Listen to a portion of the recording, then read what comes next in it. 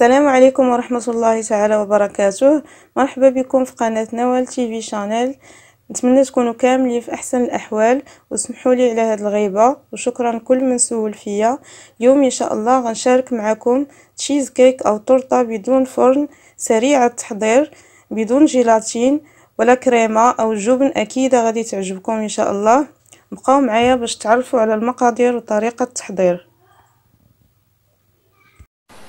لتحضير هاد التشيز كيك غنحتاج 250 غرام ديال البسكوي، اي نوع البسكوي كتفضلوا. انا نستعمل هاد البسكوي، هاد جوج الانواع، هنريس وصافلي.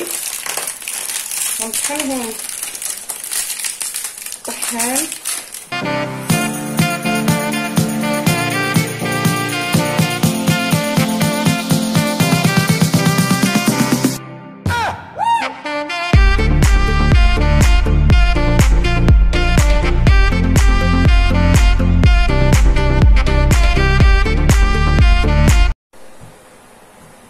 هنا طحنت البسكوي ديالي،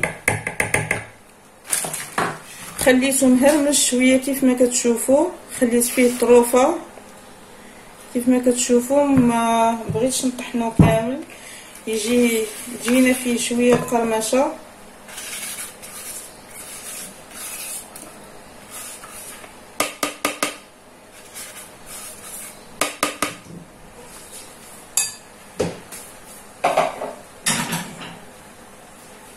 غنضيف عليه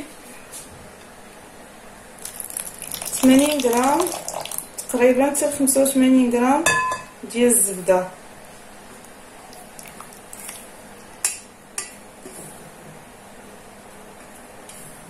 الا بغيتو يجيكم البسكوي متماسك اكثر، حيت عارفين الا درنا القاعده ديال التشيز كيك درنا فيها الزبده بوحديتها كتجي شويه البسكوي كيجي مفتت.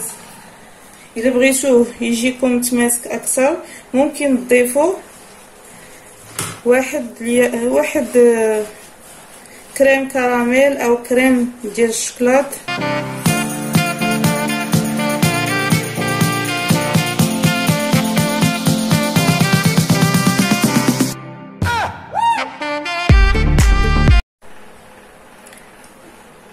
انا غنستعمل هذا الاطار المربع كيف ما كتشوفوا.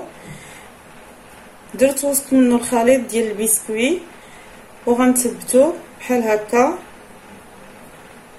غنفرقو وسط من الاطار كامل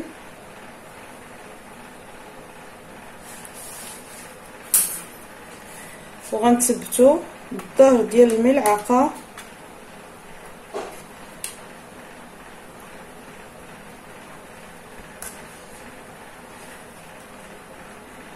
ممكن تختاروا اي اطار بغيتو، اطار دائري، اطار على شكل قلب. دابا كاينين بزاف الانواع موجودين في السوق.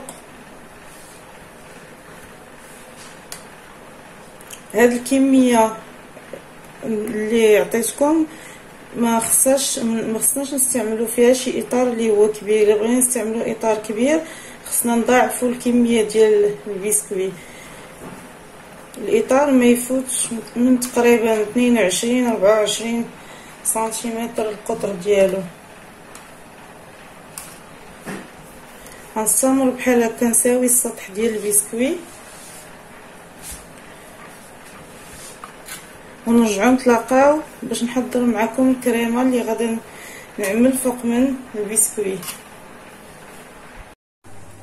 ودابا غندوز لتحضير الكريمه. باش نحضر الكريمه غادي نحتاج 4 الكيسان ديال الياغورت، 3 الكيسان ديال الياغورت طبيعي، وواحد الياغورت بنكهه الحامض.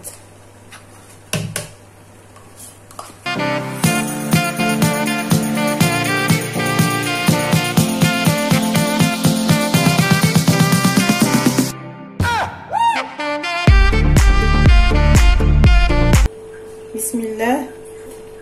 10 معالق ديال الحليب بودره،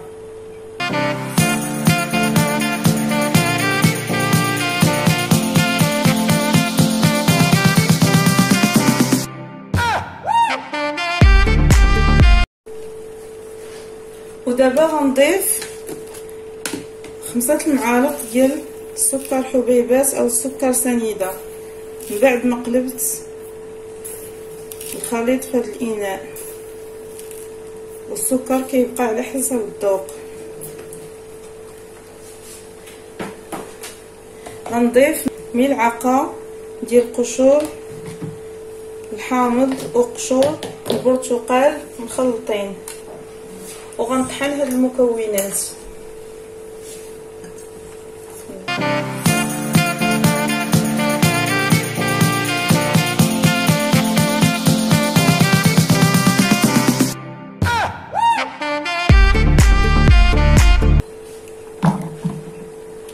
الخليط خاص يكون القوام ديالو داير بحال هكا. دابا طحنتو غادي نصبو فوق القاعده ديال البسكوت. من بعد ما خلطت الكريمه كي قلت لكم غنصبها فوق القاعده ديال الاطار على هذا الشكل.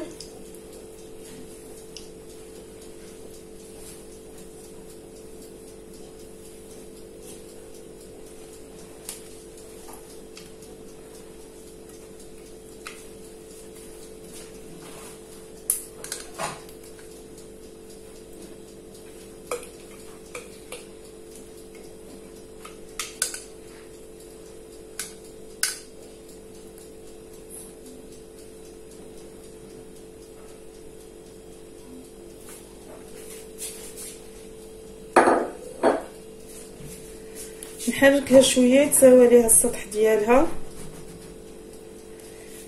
وغندخلها للفرن اللي مسخن من قبل على درجه حراره 150 حتى 160 مده ما كتجاوزش تقريبا 8 دقائق.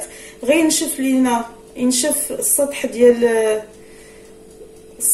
الكريمه ينشف، ونطفيو عليها نزولوها من الفرن. وهذا التشيز كيك ديالي من بعد ما خرجته من الفرن شفتوه الوجه ديالو نشف. باش كنعرفوه طاب كنحطو صبعنا بحال هكا، الكريمه كتولي متماسكه والوجه ديالها ناشف، ما كتبقاش الكريمه سائله. غنخليه على جنب يبرد ياخذ حراره المطبخ تقريبا شي ساعه الا ربع، عاد ندخلو للثلاجه تقريبا 3 سوايع ونرجع باش نكمل معكم التحضير. دابا غندوز نحضر معكم الطبقه الثالثه ديال التشيز كيك. عندي هنا ربع لتر ديال عصير البرتقال،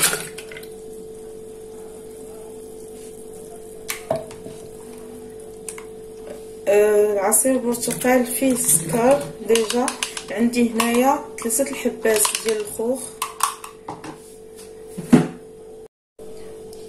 وعندي ملعقه كبيره عامره ديال قشور البرتقال، وغنضيف 3 معالق كبار ديال كريم باتيسير،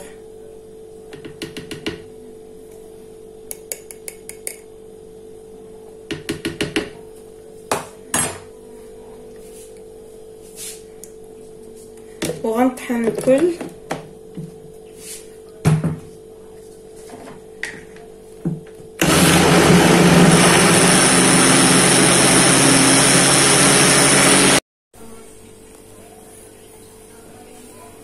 من بعد ما خلطته درتو في كاسرونه وضعته فوق النار متوسطه مع التحريك المستمر حتى يتقال الخليط ويختار ويتكونوا فيه فقاعات، ونزولوا من النار.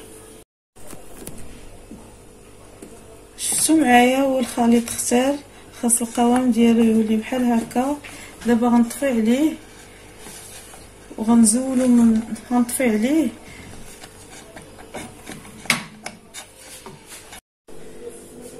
ودابا غنصبها فوق تشيز كيك.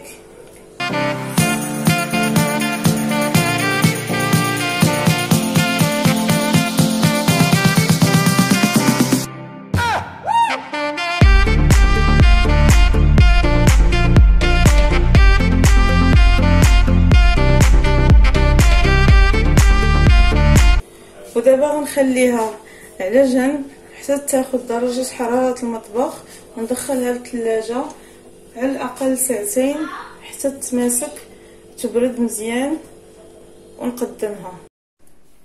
وهذا تشيز كيك من بعد ما خرجته من الثلاجة كيجي على هذا الشكل كيف ما كتشوفوا، 3 طبقات: طبقه ديال البسكويت، طبقه ديال الكريمه ديال دانون، والطبقه ديال الكريمه ديال الخوخ والبرتقال. كتجي لذيذه هاد التحليه منعشه. من بعد ما خرجتها زينتها بخطوط ديال الشوكولاته وحبيبات ديال الشوكولاته. نتمنى تجربوا هذه الوصفه، اكيد غادي تعجبكم. وممكن تكتفيو بالطبقتين الاولين، الطبقه ديال البسكويت والطبقه ديال التشيز كيك، تقدموهم بوحديتهم كتحليه بلا ما ديروا 3 طبقات. بحق الا بغيتو تقدموا تحليه زوينه ممكن تزيدوا هذيك الطبقه، وممكن تبدلوا الخوخ بطبقه ديال الفريز او اي فاكهه كتفضلوها. الى عجبكم الفيديو ما تنسوش لايك وما تبخلوش عليا بالتعاليق ديالكم، وتشتركوا في القناه الا كنتم مازال مشتركتوا. الى فيديو مقبل ان شاء الله.